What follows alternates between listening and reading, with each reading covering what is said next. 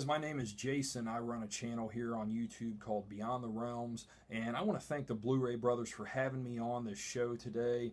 It's a great honor, and most specifically, I want to thank Ryan Chataway, which I've known for a long time, but all three guys are really awesome, which I'm sure all of you already know that. But let's not beat around the bush. Let's talk some Hitchcock.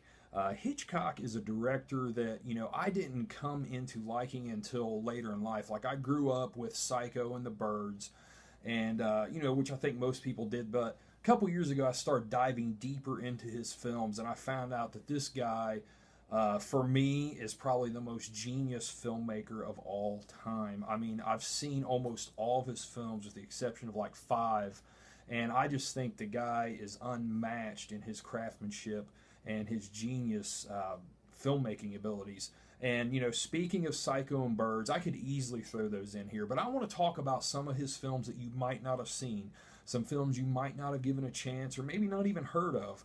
So, these are 5 films from Alfred Hitchcock that I think you should give a chance.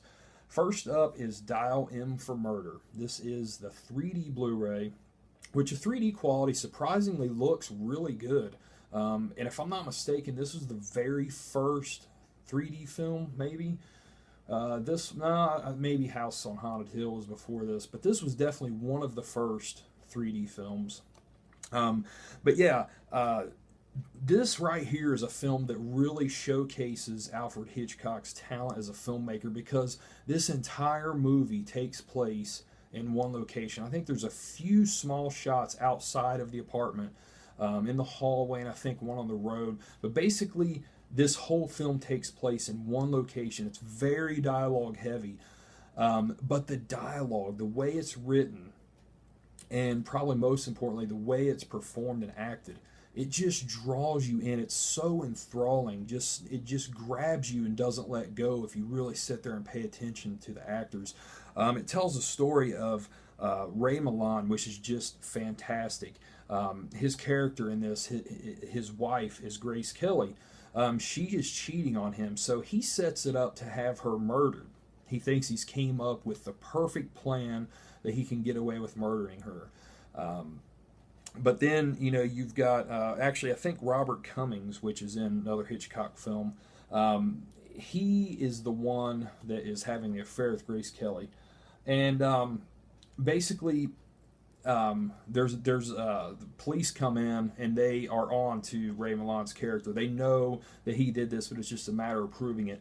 So it's basically a game of cat and mouse back and forth between the detectives and him, as they try to figure out the murder. Just a fantastic film.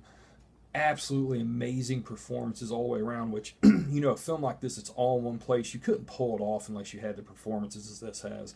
Fantastic film, though, guys. Check this out. Next up, certainly one of my favorite Hitchcock films, and it is Notorious. This is about Cary Grant trying to infiltrate a German spy ring. So he enlists the services of Ingrid Bergman here, who the German spy knows. I think her dad was in with the spies, and he's always been infatuated with her. So Cary Grant talks her into going and act like she's in love with the leader of these German spies, and she reluctantly does it, and ends up going as far as marrying the guy and everything. But all along, these two are falling in love in real life. So really awesome, complex, very dense story that's just amazing, guys. Really, really awesome film. I did not expect to like this film as much as I did the first time I watched it, but I loved it. And it's a type of film that only gets better with repeat viewings, because there's so many subtle things in the acting and in the writing that you really catch on even more the more you watch it. But just a fantastic film. Next up, another one of my top films. This is probably in my top 3 Hitchcock films. This is the Criterion version of the 39 Steps. And this has a story that was a repeating thing amongst Hitchcock films, of a guy that's wrongly accused, goes on the run trying to prove his innocence while also trying to find the real culprit. And this tells a story of Richard Hannay, played by Robert Donat. He is at this theater, and there's this guy there that is like this genius. He can rattle off facts of anything anybody says. Nobody can stump him. and there's a scuffle that breaks out. There's a shooting, and when Richard leaves, there's this woman that comes with him back to his hotel, and she says she is a spy, and there are people out to get her. She's looking for protection. Well, later on that night, she stumbles into his room. She's been stabbed in the back. She has this map. She's like, "Go to this place, please," you know.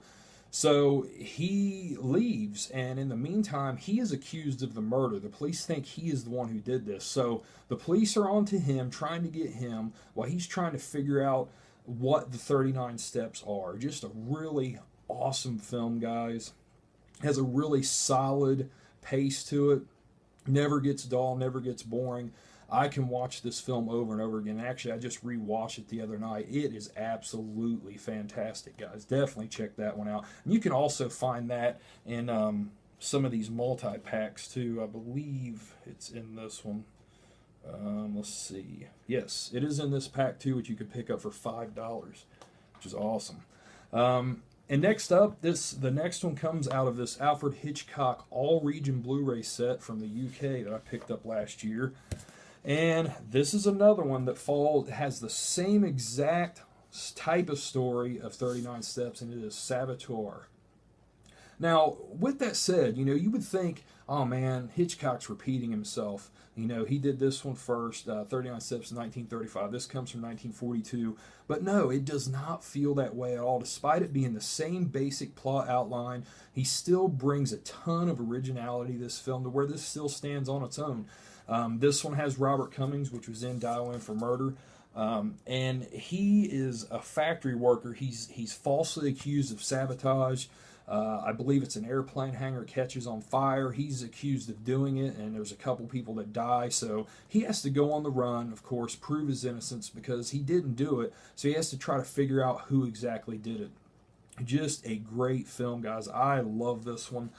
Fantastic, but I mean, that just shows the man's ability, you know, that he can pull that off to where it still seems original. And the last one I'm going to show you, this one was hard to choose, you know, because there's so many, especially in this pack alone, that I could pick. But I'm going to go with Rope, for the simple fact that I had to add a James Stewart film in here. You know, most people that know The Birds and Psycho also know Vertigo. Well, this is the first film that James Stewart did with Hitchcock. And Rope was based after a play. And this is another one that takes place entirely in one location. And it's the story is about these two guys here. They're college students. They don't like their third friend that was supposed to be coming to this little get-together they have.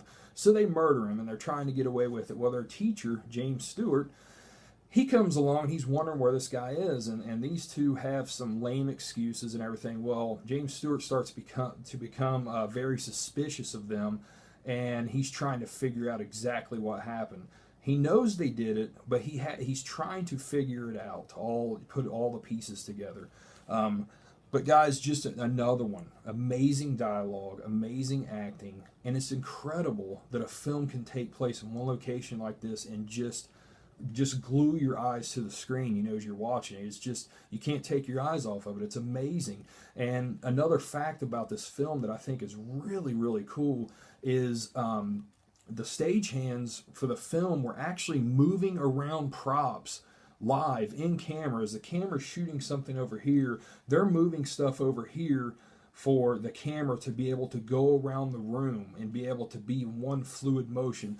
Because the movie, you know, there's not a lot of cuts in it. The movie looks like there's no cuts at all. It looks like you're a 90-minute thing that's like you're watching 90 minutes of these people take place all at once. But there were cuts, but it's genius how they pulled it off. Just a fantastic film, guys. So yeah, that's 5 Hitchcock films that I highly recommend checking out.